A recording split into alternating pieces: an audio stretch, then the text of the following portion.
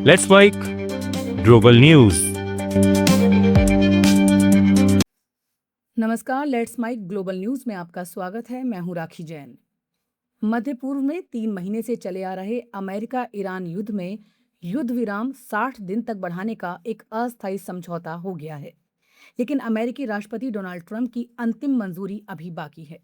दोनों पक्षों के बीच तैयार मेमोरेंडम ऑफ अंडरस्टैंडिंग के तहत ईरान स्ट्रेट ऑफ हॉर्मुज में जहाजों की आवाजाही फिर से खोलने और परमाणु कार्यक्रम पर बातचीत शुरू करने को तैयार है, जबकि अमेरिका ने ईरान के सैन्य तेल व्यापार पर नई पाबंदियां लगा दी हैं।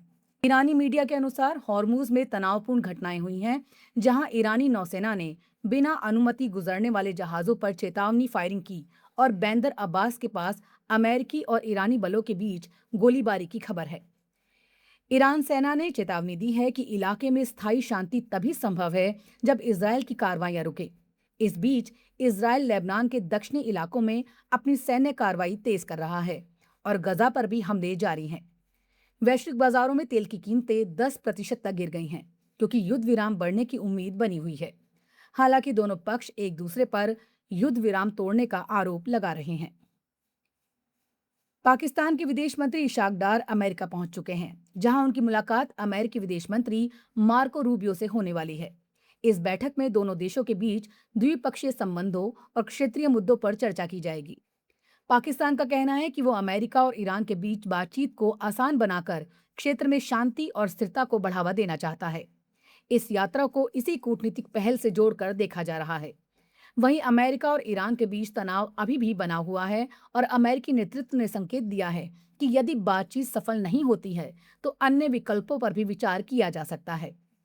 पाकिस्तान के प्रधानमंत्री शहबाज शरीफ ने भी इस पहल का समर्थन करते हुए उम्मीद जताई है कि जल्द ही एक शांतिपूर्ण समझौता संभव हो सकता है। ये कूटनीतिक दौरा क्षेत्रीय राजनीति में अहम माना जा रहा है। ब्रिटेन में सांसद रूपर्ट लोव के प्रवासियों को लेकर दिए गए बयान के बाद राजनीतिक विवाद गहराता जा रहा है। लोव ने सोशल मीडिया पर कहा कि ब्रिटेन को लाखों भारतीय और पाकिस्तानी प्रवासियों को नौकरी के लिए नहीं लाना चाहिए और अगर इसे नस्लवादी माना जाता है तो वो इसे स्वीकार करते हैं। ग्रेट यारमाउथ से सांसद लोव पहले रिफॉर्म यूके पार्टी से चुने गए थे, लेकिन बाद में उन्हें निलंबित कर दिया गया और अब वो रिस्टोर ब्रिटेन पार्टी के नेता हैं। वहीं सरकारी और ऑक्सफोर्ड यूनिवर्सिटी के आंकड़ों के अनुसार ब्रिटेन के श्रम बाजार में लगभग 20% नौकरियां विदेशी नागरिकों के पास हैं, जो मुख्यतः स्वास्थ्य और केयर जैसे क्षेत्रों में काम कर रहे हैं, जहां स्थानीय कर्मचारियों की कमी है। विशेषज्ञों का कहना है प्रवासी ब्रिटिश नागरिकों की नौकरियां नहीं छीन रहे, बल्कि जरूरी क्षेत्रों में कामगारों की कमी पूरी कर रहे हैं। Africa centres for disease control and prevention ने कांगो में फैले बंडी बुगियो इबोला संक्रमण को नियंत्रित करने के लिए भारत द्वारा भेजी गई दवाओं और चिकित्सा सामग्री के लिए धन्यवाद व्यक्त किया है। भारत से भेजी गई ये आपात सहायता सामग्री युगांडा पहुंच चुकी है, जहां से इसे पूर्वी कांगो के प्रभावित इलाकों में पहुंचाया जा रहा है। इसमें डायग्नोस्टिक किट, दवाएं, संक्रमण रोकथाम सामग्री और केस मैनेजमेंट उपकरण शामिल हैं। विश्व स्वास्थ्य संगठन ने 17 मई को इस इबोला स्थिति को अंतर्राष्ट्रीय चिंता का विषय घोषित किया था, जिसमें अब तक 1000 से ज्यादा संदिग्ध मामले और 220 से अधिक मौतें दर्ज हो चुकी हैं।